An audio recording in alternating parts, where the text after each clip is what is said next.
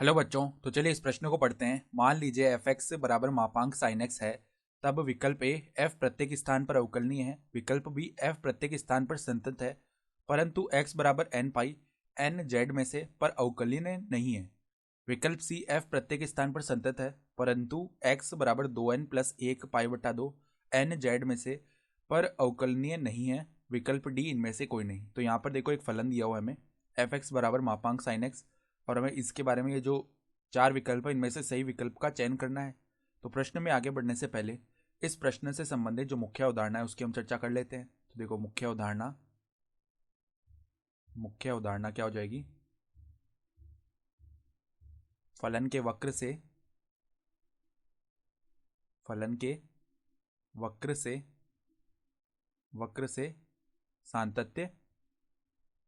सातत्य व अवकलनीयता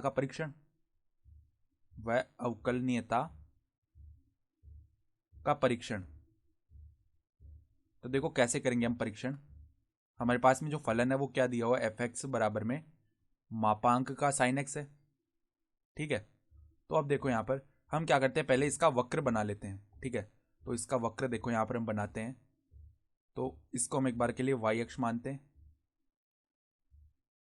ठीक है, इसका वक्र बनाने के लिए पहले y बराबर साइन एक्स का वक्र बनाते हैं।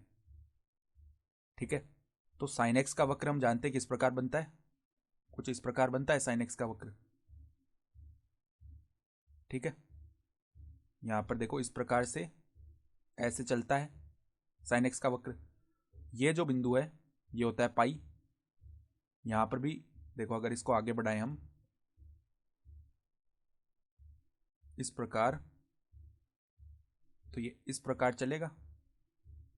ठीक है, ये जो बिंदु है ये माइनस का पाई है, ये जो बिंदु है ये माइनस का 2 पाई है, यहां पर ये जो बिंदु है ये 2 पाई है। तो ये तो किसका वक्र हो गया, y बराबर में साइन एक्स का वक्र।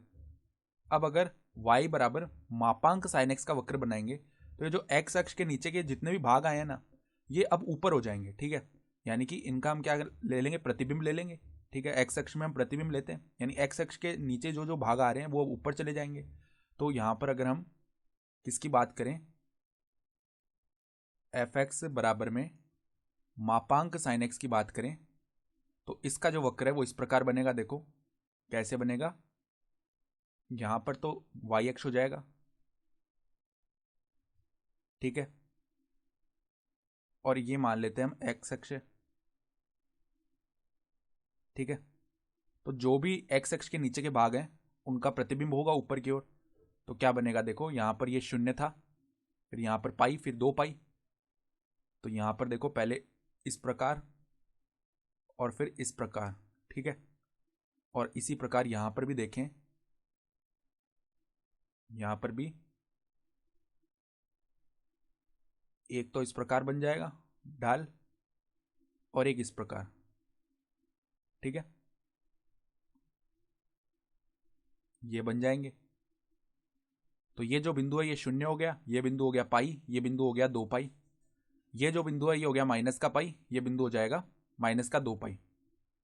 तो अब देखो सबसे पहले सततता का परीक्षण करें। तो यहां पर सततता का परीक्षण हम कैसे करते हैं, वक्र को देखकर।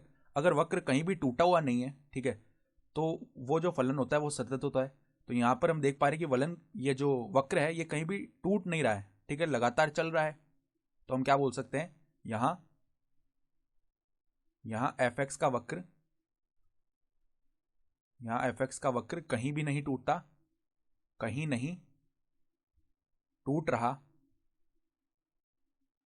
रहा है, अतः एफ एक्स सदैव सतत है। एक्स बिलोंग आर के लिए सतत है।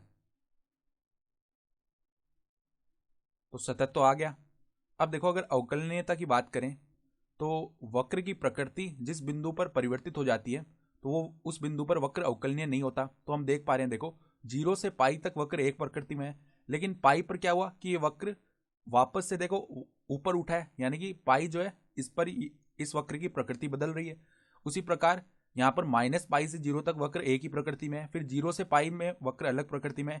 तो हम क्या देख पा रहे हैं कि जो बिंदु वाले देखो 0 पाई 2 पाई माइनस 2 पाई, यहाँ पर क्या हो रहे हैं, वक्र की प्रकृति बदल रही है। ठीक है, तो देखो x बराबर n पाई, जहां पर n हम ले रहे हैं पूर्णांक के समुच्चय में से, पर fx अवकलनीय नहीं है। ठीक है, पर अवकलनीय नहीं है। तो ये हमने जो वक्र बनाया था ये किसका बनाया था, ये वक्र हमने बनाया है y बराबर में मापांक साइन x का। ठीक है, तो यहां से हम क्या देख पा रहे हैं कि हर एक बिंदु पर ये जो फलन है ये सतत है, लेकिन x बराबर n पाई वाले बिंदु के लिए सतत नहीं है। ठीक है, सतत क्या, अवकलनीय नहीं है, सतत तो है ही है, सतत तो हर जगह है, लेकिन x बराबर n पाई वाले बिंदु के लिए ये जो फलन fx है ये अवकलनीय नहीं है। तो हमारे पास में अगर हम विकल्प देखें तो ये जो b विकल्प है, f प्रत्येक स्थान पर सतत है, परंतु x बराबर n पाई, जहाँ पर n हम पूर्णांक के समुच्चय में से ले रहे हैं पर अवकलनीय नहीं है, तो ये सही विकल्प हो गया। ठीक है, तो आशा करता हूँ कि आपको ये प्रश्न समझ में आया होगा। धन्यवाद।